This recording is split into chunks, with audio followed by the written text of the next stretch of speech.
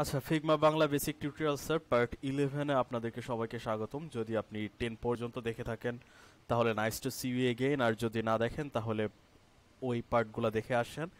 Maximum প্রায় 90% Figma আসলে 10 পর্যন্ত শেষ করে ফেলছে। তো এটাও খুব গুরুত্বপূর্ণ একটা পর্ব।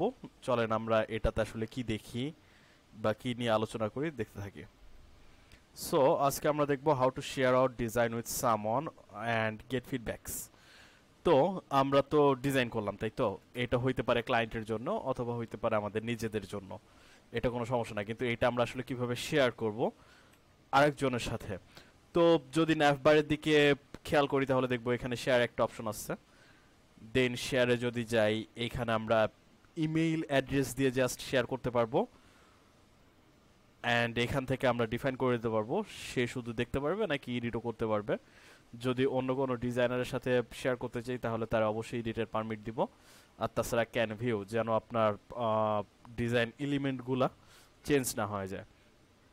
তো এভাবে শেয়ার করলাম, অথবা আমরা জাস্ট এখান থেকে লিঙ্ক, মানে কপি লিঙ্ক, এটাতে ক্লিক করলে অলরেডি লিঙ্কটা কপি হয়ে গেছে।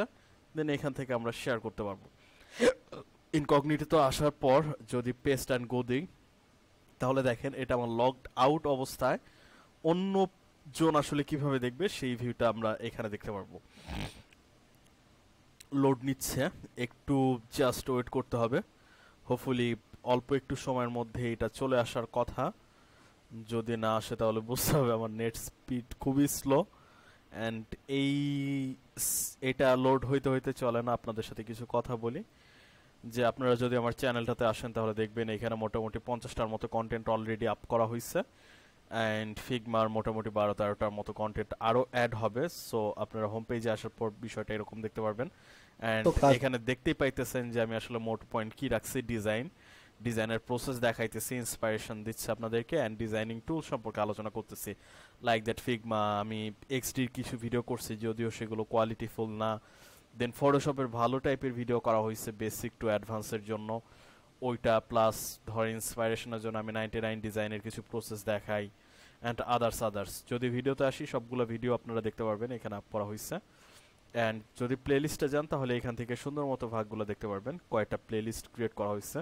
যেমন এক্সটি 99 ডিজাইনের, তারপর একটা শো ক্রিয়েট করছিলাম যেটা স্টপ হয়ে গেছে কারণ আপনাদের রিকোয়েস্ট আসে না ক্রিটিসিজম করার জন্য বা ফিডব্যাকের জন্য, এই জন্য আমি আসলে এটা কন্টিনিউ করিনি। দেন আরবি ফটোশপ 99 ডিজাইনের কন্টেস্ট, অ্যান্ড অলরেডি আপনারা এটা আপ করার পর একটা ফিগমার প্লেলিস্ট দেখবেন। দেন বেসিক ইউআই এর একটা লিস্ট দেখবেন।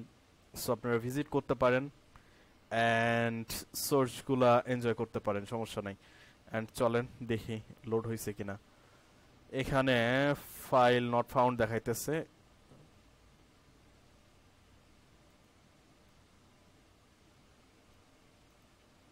আচ্ছা, অথরের সমস্যা দেখাইতেছে, অ্যাক্সেস দিয়ে নাই এটা বলতেছে। ক্যান্ডিডেট, দেন আবার চলেন একটু, সরি,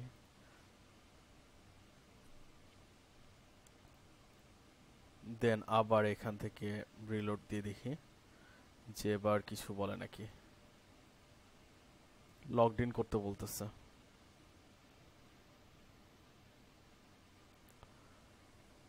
সো লগড ইন যদি অন্য ইমেইল দিয়ে করি তাহলে মেবি শুধু এটাই দেখতে পারবো, ফাইলটা দেখতে পারবো। কিভাবে দেখতে পারবো বলতেছি না।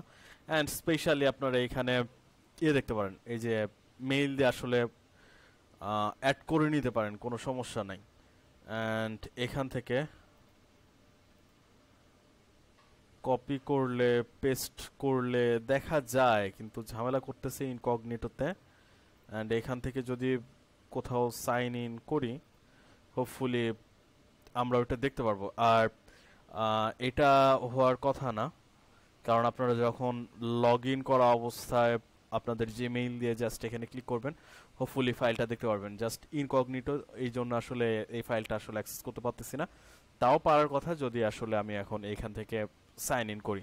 সো বুঝতে পারতেছেন যে আসলে আপনারা কিভাবে ফাইলগুলো শেয়ার করতে পারেন একজন অন্যজনের সাথে। তো ফাইল শেয়ার করা অবস্থায় বিষয়টা কি ঘটবে দেখেন। যদি আপনি ক্লায়েন্টকে ফাইলটা শেয়ার করেন তাহলে যদি অনলি ভিউ দিয়ে রাখেন তারা কমেন্ট করতে পারবে, আপনার ডিজাইন করা ফাইলগুলো দেখতে পারবে।